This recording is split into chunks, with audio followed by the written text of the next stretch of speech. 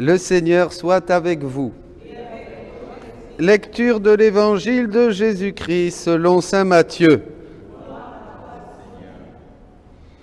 En ce temps-là, Jésus était en route. 2 aveugles le suivirent en criant « Prends pitié de nous, fils de David !» Quand il fut entré dans la maison, les aveugles s'approchèrent de lui et Jésus leur dit « Croyez-vous que je peux faire cela ?» Ils lui répondirent « Oui, Seigneur !» Alors, il leur toucha les yeux en disant « Que tout se passe pour vous selon votre foi. » Leurs yeux s'ouvrirent et Jésus leur dit avec fermeté « Attention, que personne ne le sache. » Mais une fois sortis, ils parlèrent de lui dans toute la région. Acclamons la parole de Dieu. Louange à toi, Seigneur Jésus.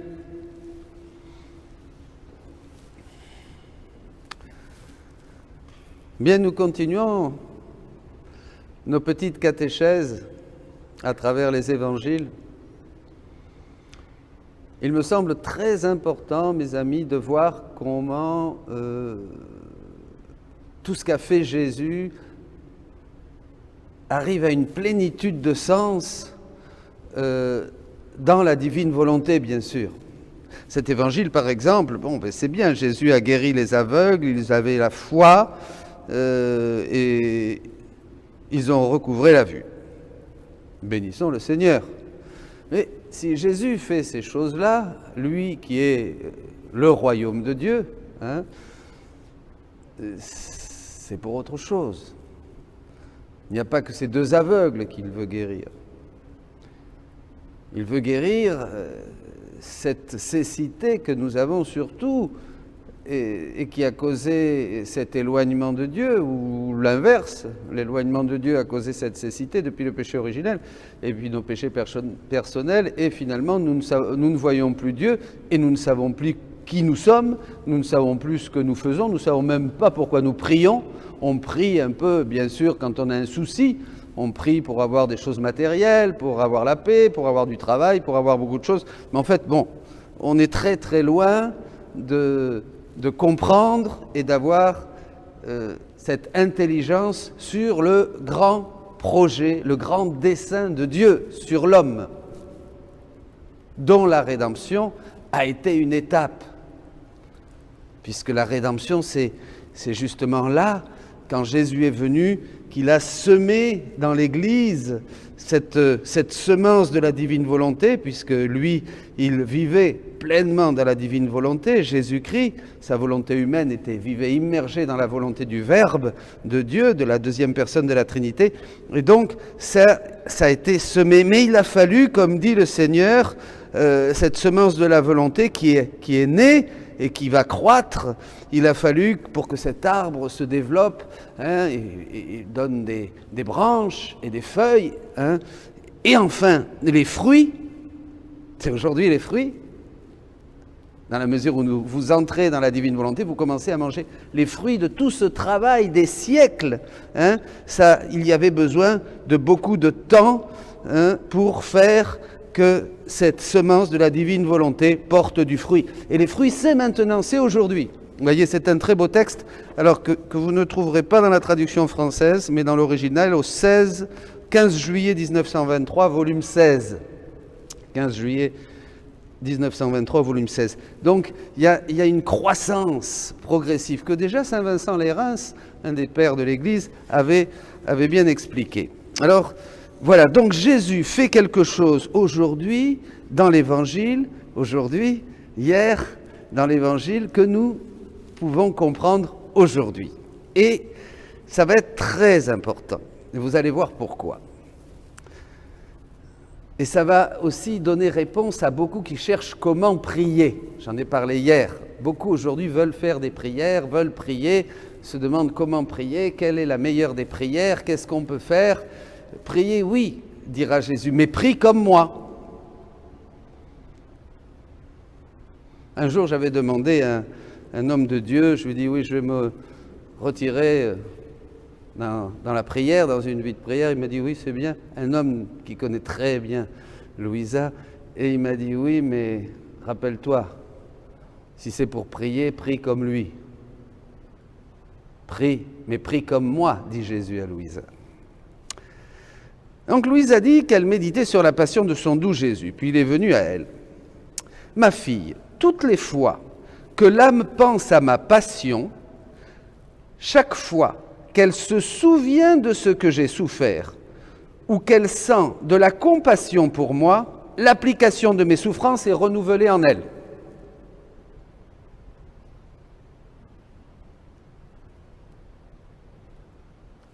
Chaque fois qu'on pense à la passion de Jésus, l'application de ses souffrances est renouvelée en nous.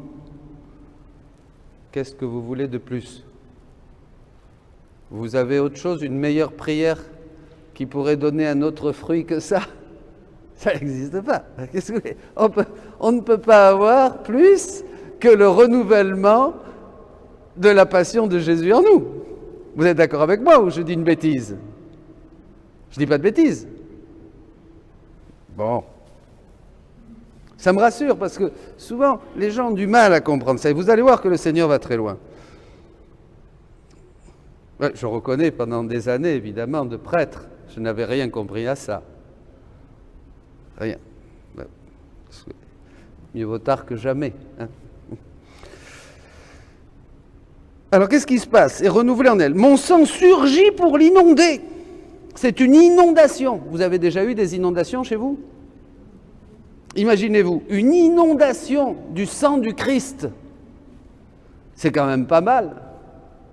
Vous voulez quelque chose? Il y a quelque chose de mieux? Il y a une autre prière qu'on pourrait faire qui donnerait plus de fruits qu'une inondation du sang du Christ dans le corps et dans l'âme? Vous en connaissez une? Non. Bon, alors je continue. Mes plaies la guérissent si elle est blessée. Mais c'est bienvenu. Hein?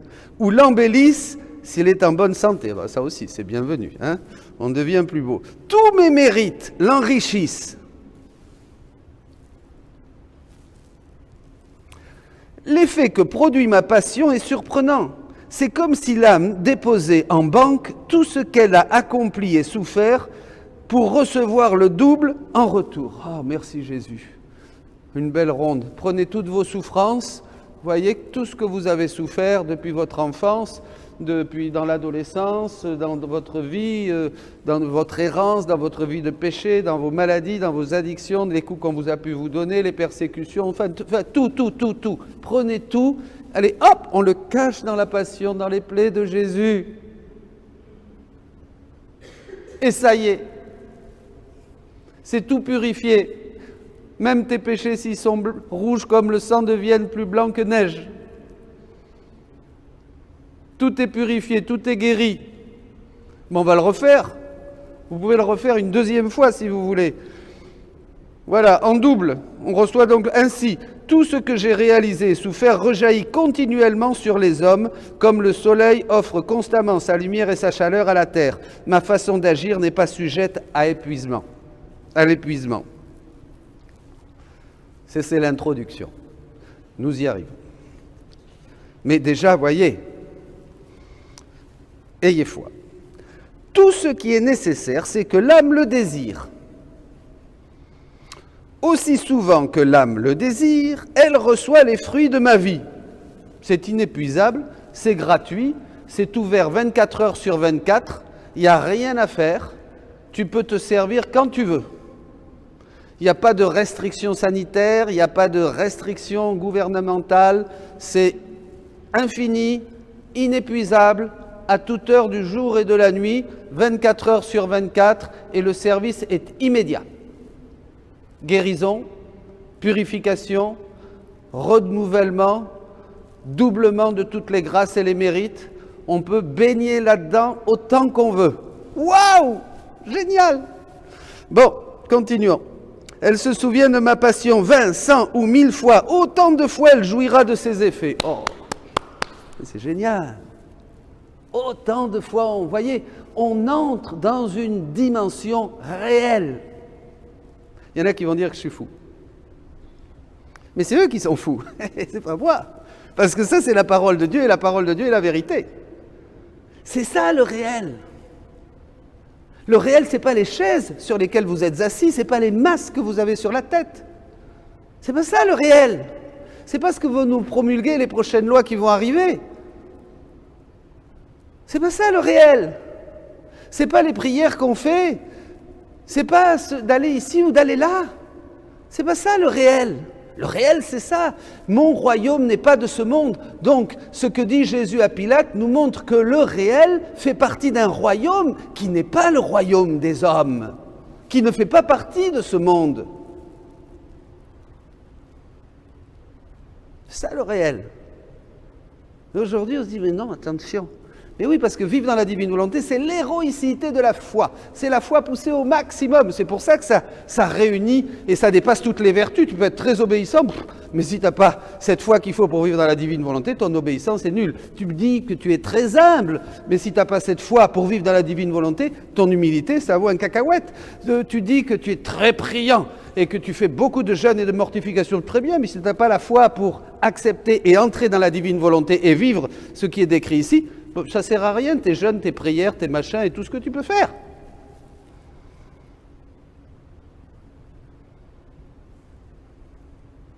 On a besoin d'aller nulle part alors.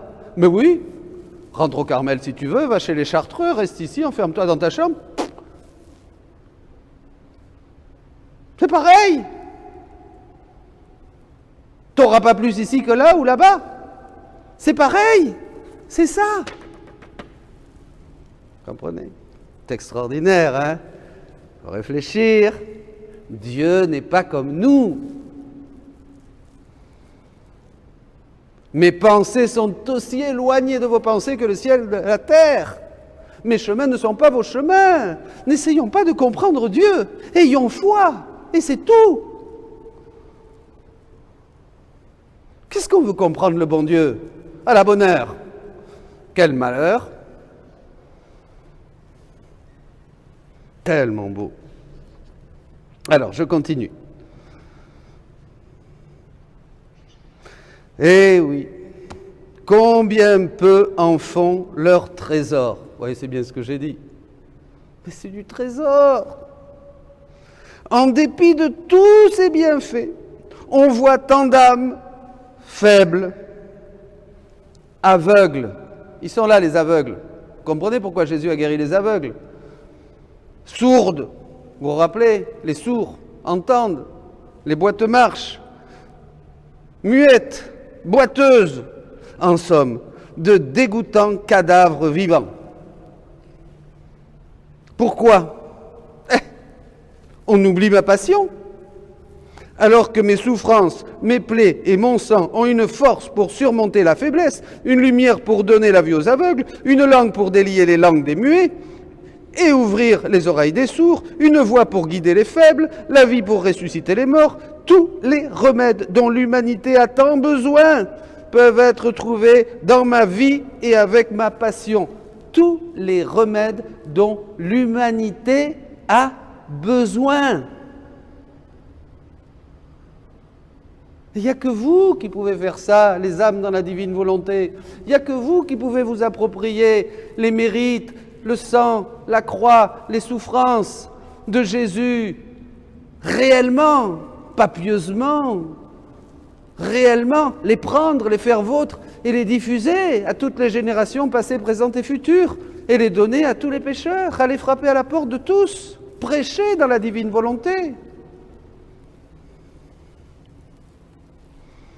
Mais les créatures méprisent cette médecine et ne profitent pas de mes solutions. Ah non, pas de solution. Les solutions du bon Dieu, on prêche la divine volonté, et il y en a qui vont bouder, qui vont dire « Oh, mais qu'est-ce que c'est? C'est du mysticisme. Oh non, c'est bizarre. Oh, je ne comprends pas. » On va voir tous les cas de figure. C'est normal, hein? C'était pareil quand Jésus a dit qu'il était vivant et ressuscité d'entre les morts. Rappelez-vous, hein? Les pauvres galères qu'a eu Paul et tous les premiers apôtres. Hein? Ils ne croient pas dont l'humanité a besoin, mais voilà, ben non, ils n'en profitent pas. Les solutions de Dieu ne nous intéressent pas, on va chercher des solutions. Alors on va chercher nos solutions, ça c'est sûr. Hein? Alors là, on va y aller avec nos solutions humaines et tout ça, qui ne vont donner absolument rien. D'ailleurs, on va s'épuiser. Ne les suivez pas, ces gens-là. N'allez pas courir après les solutions humaines, humaines, spirituelles, spirituelles, pastorales, pastorales, humaines. Non, allez à l'essentiel. Fatigant. Inonder le monde du sang de la passion de Jésus. C'est ça qu'il faut faire. Qu'est-ce qu'on s'embête à faire autre chose? Faisons d'abord ça, et puis après on verra s'il faut faire autre chose. Mais si on ne fait pas d'abord ça, à quoi ça sert de faire autre chose? On fait autre chose qui ne sert à rien.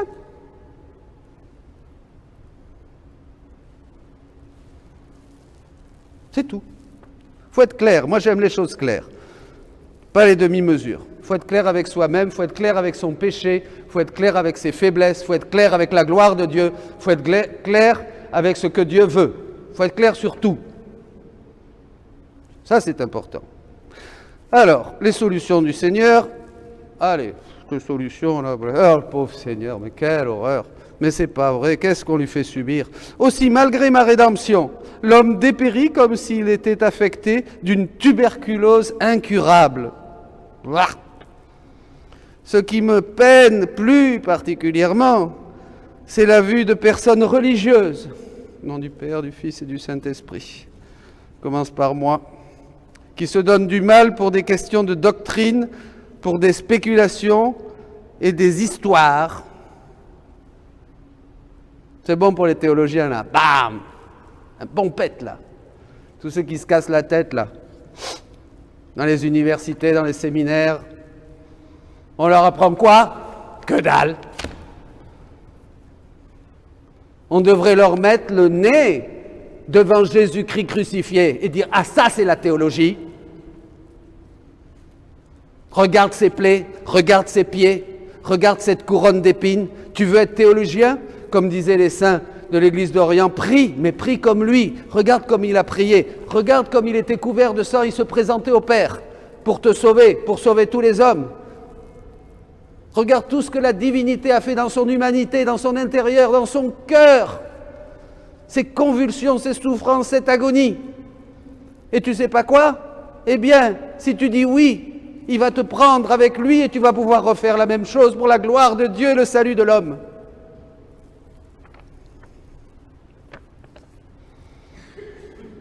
Méprise les religieux, les théologiens, dans des spéculations et des histoires, mais qui n'ont aucun intérêt pour ma passion. C'est ça surtout qu'il faut souligner. Aucun intérêt pour ma passion.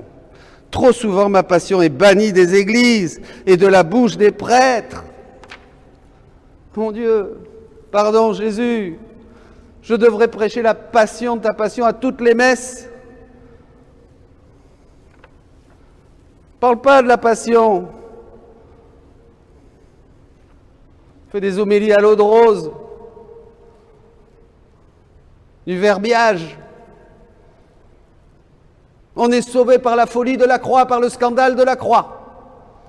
Dieu, dans son amour, a choisi de nous sauver par la folie du crucifié, par la sagesse de la croix.